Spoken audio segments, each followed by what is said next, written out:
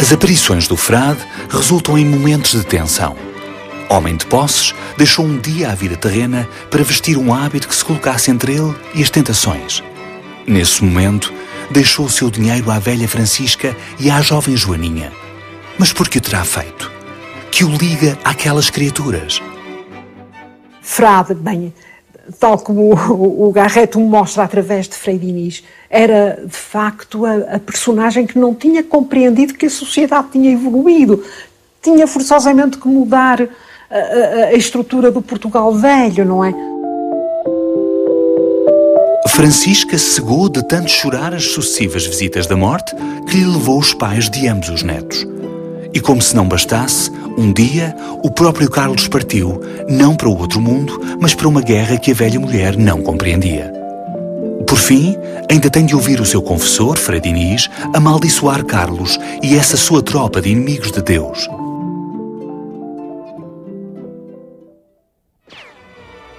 E pouco a pouco, os combates, as escaramuças, o som e a vista do fogo, o aspecto do sangue, os ais dos feridos, o semblante desfigurado dos mortos.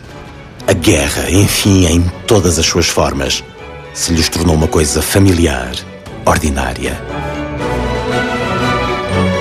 Os exércitos aproximam-se do vale, mas ambas as fações aprendem a respeitar os passeios diários de Joaninha, a menina dos roxinóis, que de tão evidentemente pura se confundia com uma bandeira de paz. Certo dia, no entanto, Joaninha adormece entre as árvores. Os soldados constitucionalistas deixam-na estar, mas o novo oficial, recém-chegado naquele dia de Lisboa, aproxima-se. Joaninha estremeceu. Carlos! Carlos! Balbuciou ela, com os olhos ainda meio fechados.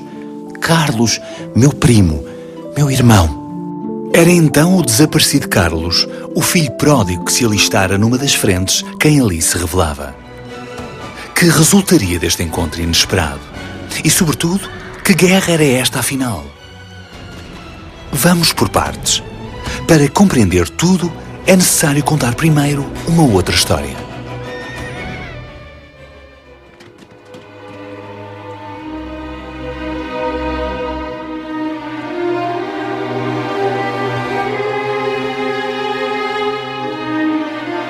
Tudo começa com este homem. Napoleão Bonaparte invadiu Portugal em 1807. Mas Dom João VI, numa ação classificável algures entre a inteligência e a cobardia, foge para o Brasil com toda a família real. Vários anos e 3 tentativas falhadas depois, as tropas napoleónicas retiram. Portugal está a salvo, mas nada voltaria a ser como dantes. Os liberais veem uma oportunidade única de fazer a revolução que muitos países haviam feito décadas antes.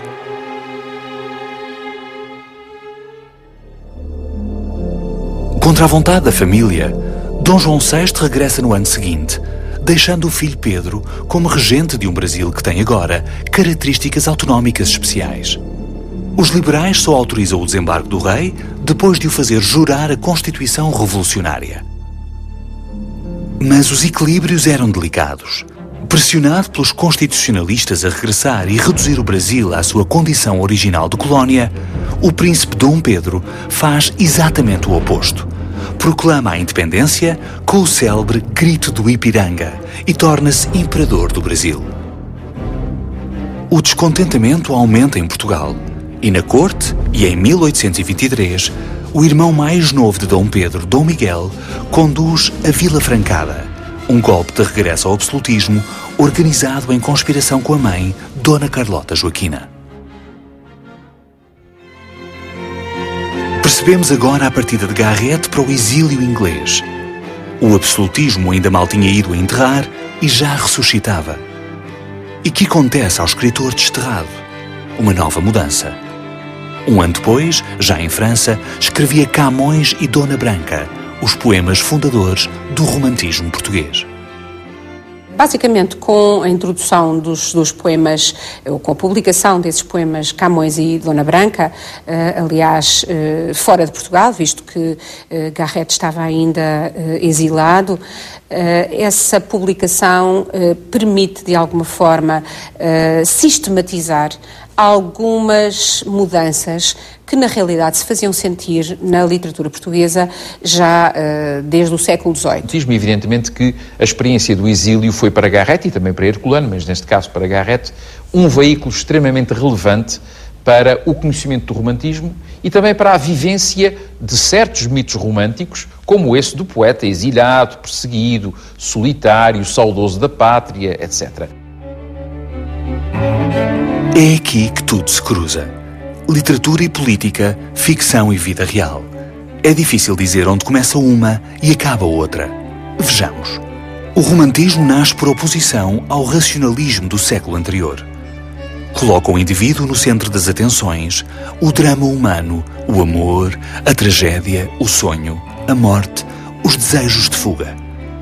Idealiza a mulher e persegue um absoluto, no fundo, inatingível.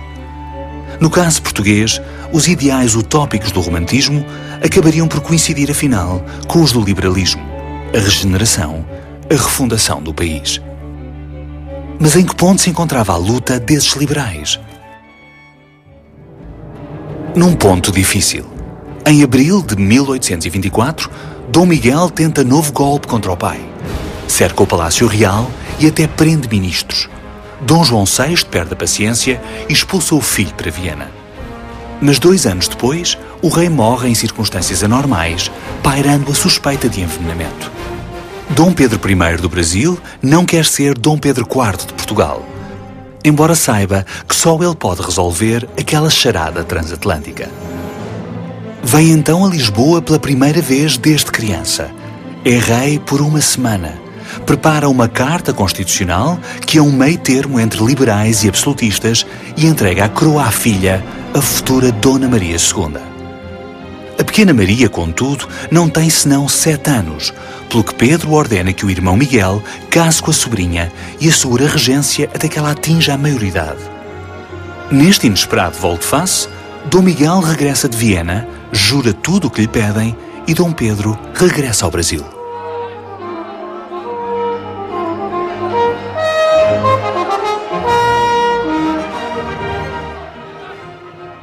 Neste clima de paz aparente, Garrett volta do exílio. Numa rebeldia acirrada pelo desterro, funda e dirige jornais ambiciosos que não se inibem de atacar o poder político.